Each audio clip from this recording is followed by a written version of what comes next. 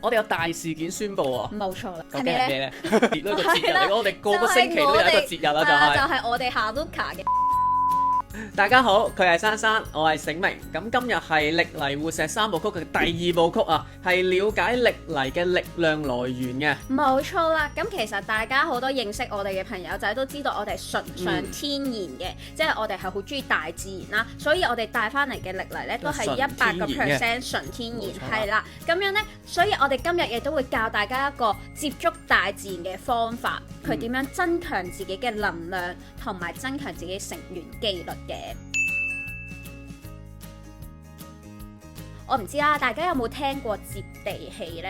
咁其實咧，接地氣咧係好多書籍都有講解，即係如果大家有興趣可以去翻查好多書籍啦，或者上網睇都得嘅咧。今時今日就咁你唔覺得講書籍勁係好似型好多？係啦，咁啊我就 check 過好多書之後咧，冇錯，就咁樣啦。咁其實咧特別係關於醫療嘅書啦，會講得特別多咩係接地氣啦。咁其實咧，接地氣呢一樣嘢咧係一個大自然賦予俾我哋一個最天然嘅治愈嘅方式嚟嘅。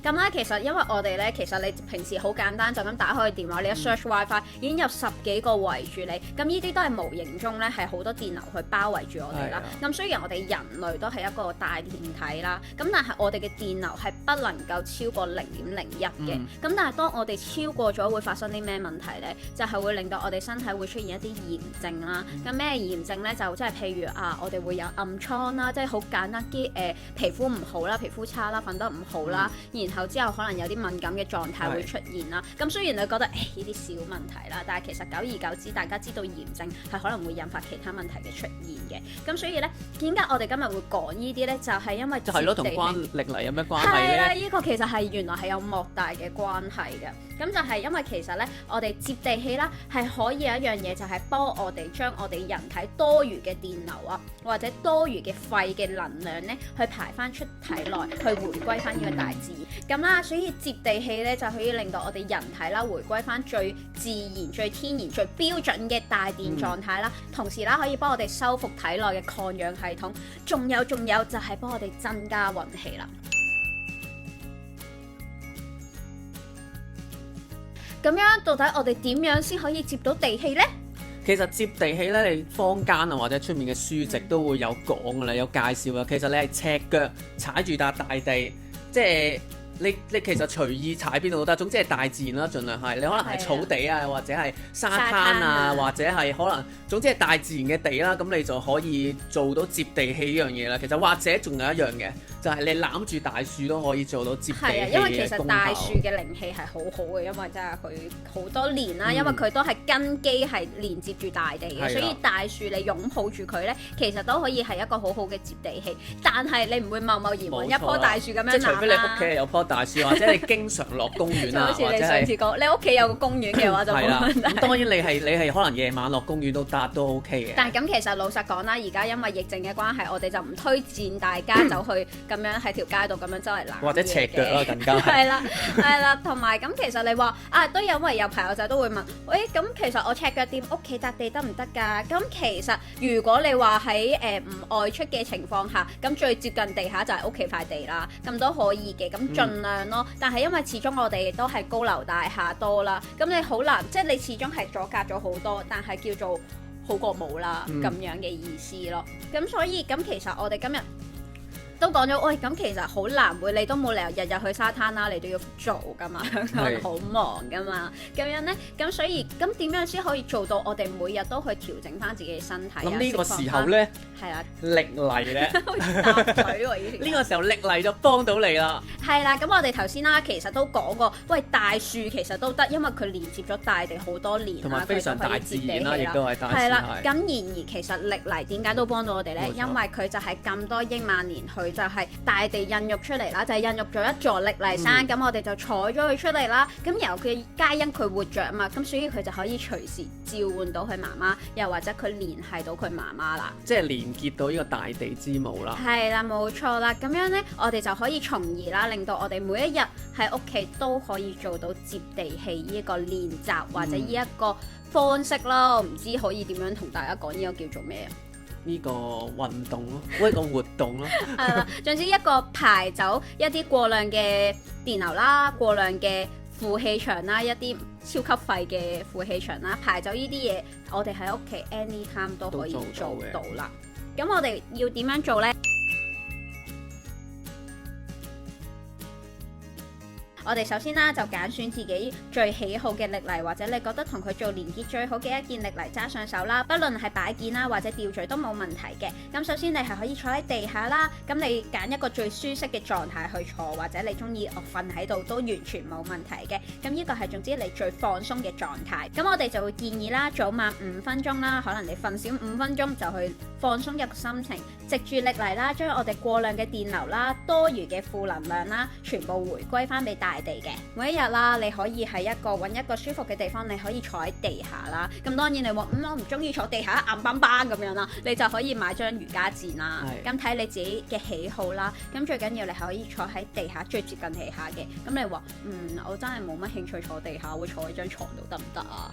都係可以。除非你係榻榻米啦，你嗰張床。咁啊，盡量接地啊嘛。係啦，所以係盡量靠地啦。又或者你初頭真係唔適應，你咪慢慢咯，可能喺床度試咗先個感覺良好舒服啦，咁咪再貼近地下啲嘅位置再做咯。咁當然唔係叫你落屋企大廈嗰個大堂啦，可能由張床開始。雖然的而且確係最好嘅，但係又比較礙眼咯成件事。除非你同我房間好熟好驚啦，係啦，又或者你屋企個 lobby 係好大嘅酒店大堂。如果唔係就盡量靠交咗管理費就應該落去坐下嘅。係就亦應該嘅，又有冷氣又成啊。係啦，咁係啦，咁就最緊要自己舒服咯。即係如果你話我坐地下真係周身唔自在嘅，咁你咪坐翻張床咯。因為最緊要舒服啲嘅，安靜啲嘅，係 relax 嘅。係啦，藉住歷泥活石啦，可以幫我哋咧釋放翻一啲過量嘅電流啦，或者係能量啦。原因咧就等同咗係幫我哋釋放咗一啲負能量嘅。咁點解我哋會用1集嘅時間去解釋？喂，大家要做呢個釋放呢？事關一啲過量嘅電流啦，或者一啲過量嘅負能量體咧，係會影響咗我哋嘅承願能力㗎，即係從而係會影響到我哋嘅運氣啊。咁好簡單去講啦，其實歷泥咧最主要就係幫我哋改善氣場啦，然後招財啦，從而去引發好多唔同嘅好事發生嘅。但係如果你每日都只係可能工作壓力啦，又或者情緒嘅問題，令你不停咁增加負能量，而歷泥去趕唔切去幫你釋放，又或者你冇好主動咁去休息，俾啲時間去釋放自己能量呢，咁歷泥就只可以不停咁幫你去淨化你嘅負能量，而冇時間去幫你去安排其他好事發生咯。所以咧，我哋就要努力啲去做呢個接地氣嘅練習啦。係啦，希望大家啦，每日啦都希望，如果早晚抽唔到5分鐘，可能夜晚臨瞓前啦，你當係一個 relax 令你安睡啲嘅一個練習都好啦。咁都抽5分鐘時間出嚟去釋放自己多餘嘅負能量，咁我哋嘅承願力就會增加啦。我哋有大事件宣佈啊！冇錯啦。係咩咧？